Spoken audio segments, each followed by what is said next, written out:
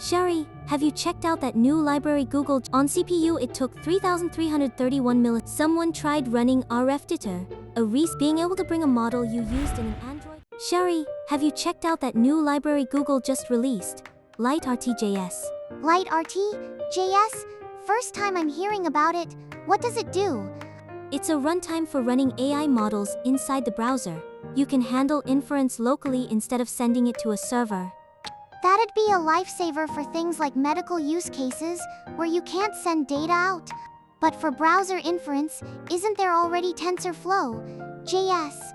There is, but TensorFlow.js runs through a JS kernel layer, so loading and inference both tend to get heavy. If loading takes 10 seconds, users just bail before it's ready.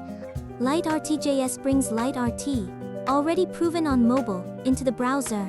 With GPU or NPU, Google says it can be up to 60 times faster in some cases. If it's that different, it could change what's possible in the browser. Sharina wants the details. I tried to look up LiteRT.js and got confused. So many similar names came up. Oh yeah, that trips people up. There are 3 confusingly named siblings, so let's sort them out first. First, LiteRT. That's the rebrand of TensorFlow Lite from September 2024. It's the core inference runtime for mobile, written in C++. So it's just the thing we used to call TFLite with a new name. Right. It can now convert models from PyTorch and JAX too. So they renamed it to show it's not TensorFlow only anymore. Next, LiteRT.js. That's today's main topic, the JS bindings that run TFLite models in the browser. It works by compiling LiteRT C++ runtime to WebAssembly and calling into it. So it's basically bringing that fast mobile engine straight into the browser. And last, LiteRT-LM. That's a separate package for running LLM like Gemma. On NPM, it's at LiteRT-LM/core, and it's completely separate from LiteRT.js. I always figured those browser demos running Gemma were LiteRT.js is doing, but I guess not. That's actually LiteRT-LM. Mix those up, and you'll definitely get lost in the official docs. Phew, close call. Good thing Sharina asked first. So does that mean TensorFlow.js becomes unnecessary once we have LiteRT.js? Actually, no. LiteRT.js only covers the inference engine layer. You still need to handle preprocessing yourself, things like image resizing and normalization. Same for the post-processing that interprets the inference results. So the stuff before and after inference, you either write yourself or lean on another library. That's where TensorFlow.js comes in. Google officially recommends pairing it with TensorFlow.js for pre- and post-processing. So it's not a full replacement, it's a division of labor. And there's already an interop package at LiteRT/TFJS interop, built for exactly that. It lets you pass TensorFlow.js tensors straight into LiteRT.js. Not having to write the data format conversion myself sounds like a relief. Just call the run with TFJS tensors function, and the tensor handoff is done. What happens to TensorFlow.js itself going forward? Google's been clear that they'll keep maintaining it independently. No need to worry about it disappearing. So if you just want to speed up inference, you drop LiteRT.js in as one piece of the puzzle. Exactly. You don't have to rewrite all your existing TensorFlow.js code, so I think the barrier to migration is pretty low. You said it's just mobile's engine brought to the browser. Does that alone get you 60x faster? The key is where the computation actually happens. TensorFlow.js runs its inference computation through a kernel layer written in JavaScript. That means it has to go through the browser's JS engine, which inevitably adds overhead. So routing through JS is what slows it down. LiteRT.js skips that JS layer entirely. It compiles the optimized C++ code that mobile LiteRT uses into WebAssembly and calls it directly. So it's reusing the fast code that's already been battle-tested on mobile. For CPU execution, it uses XNNPack, a CPU optimization library Google built. For GPU execution, it uses MLDrift, another GPU optimization engine from Google. So both are the exact same ones used in the mobile version. Right? They didn't build these from scratch. They're reusing proven code, which makes it reliable too. You mentioned there are a few different backends, things like XNN pack and ML drift. Do you have to rewrite some config file to switch between them? That's the nice part, it's really simple. You just switch it with a single accelerator option. You just specify accelerator as the second argument to load and compile. WASM runs on CPU, WebGPU runs on GPU, and WebNN runs on NPU. So, changing one string changes where it actually runs. Though you do need to watch out. Browser support varies quite a bit. WebGPU is production, ready in Chrome and Edge. Safari has it in Technology Preview, and Firefox only in Nightly. So on the main browsers, WebGPU is basically usable. WebNN still needs an experimental flag enabled to even work. It's tempting if you want that NPU boost, but it's still too early for production. So right now the pattern is aim for WebGPU and fall back to CPU. Exactly. WASM runs through XNN pack, so it's guaranteed to work on any modern browser. It's reassuring that even without WebGPU support, it just falls back to CPU. WebGPU for speed, WASM for compatibility, and WebNN waiting in the wings for later. Having the whole choice come down to one string makes it so much easier to experiment.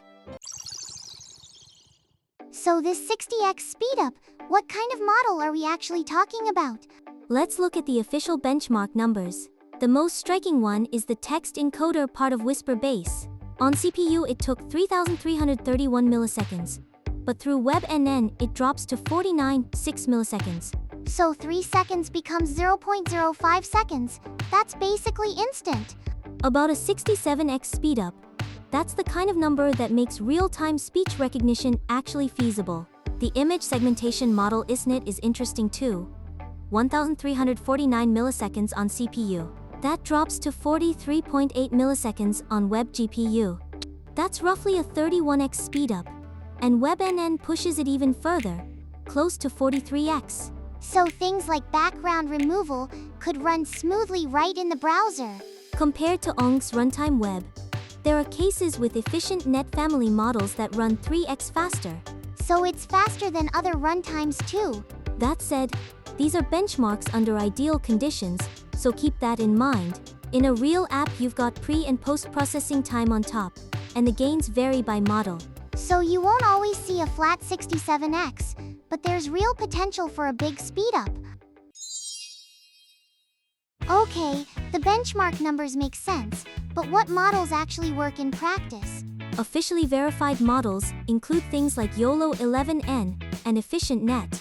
Those are the standard picks for object detection and image classification. Whisper, which we just talked about, works too. There's even a public demo for depth estimation with Depth Anything v2. So it covers a pretty wide range across vision and audio. It's not all good news, though. The WebGPU backend only supports a limited set of operations. So if an operation isn't supported, the model just won't run. Right. There's a Kiita article with an implementation write-up on this. Someone tried running RFDeter, a recent object detection model. They got stuck because scatter-ND wasn't supported. Scatter-ND? That's an operation that writes values into specific positions in a tensor. Newer models tend to use it a lot. int64, 64-bit integers, isn't supported either. Only 32-bit works. So what did they end up doing? The article said they switched over to ONG's runtime web to get it running. No point choosing LiteRT.js for speed if the model won't even run. So it's worth checking whether your model fits within the supported ops before you commit to it. Standard models are fine.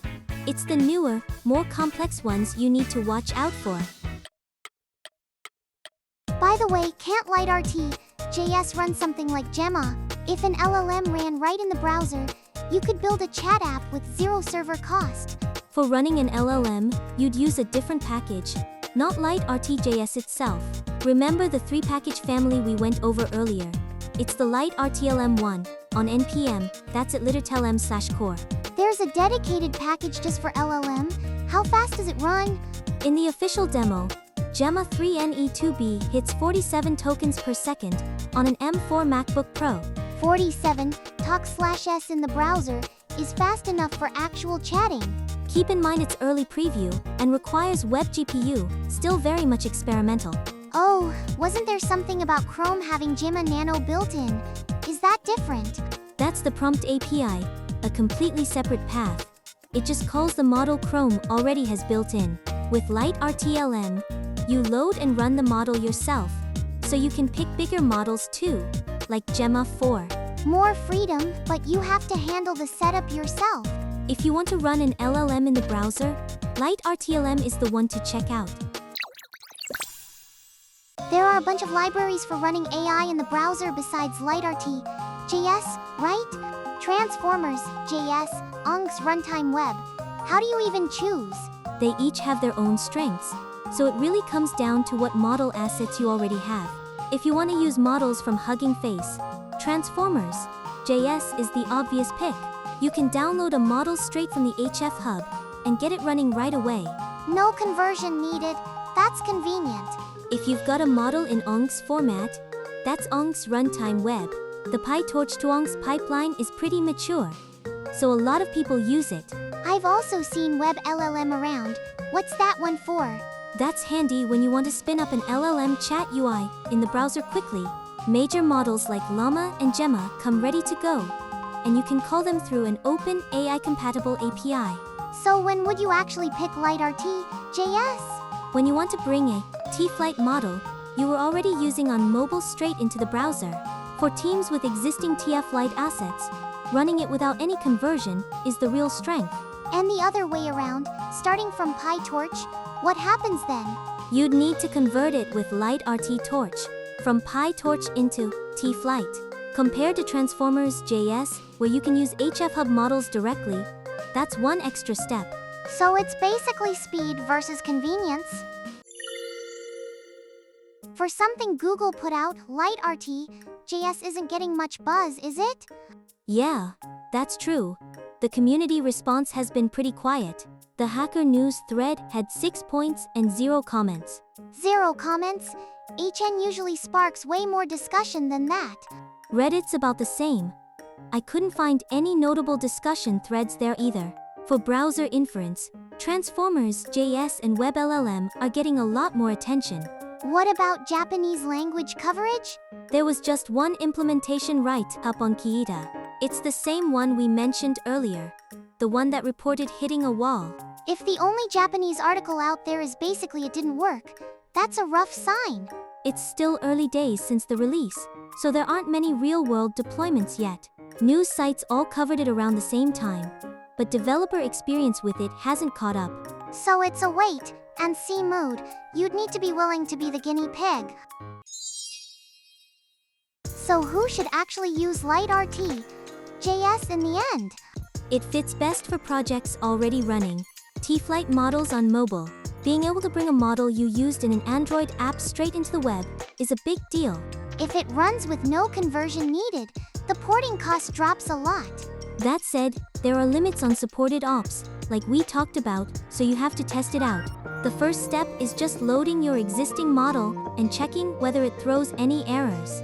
And if it doesn't work, that's when you switch to ONGs or another option. On the flip side, if you're starting browser AI from scratch, it's worth considering Transformers.js too.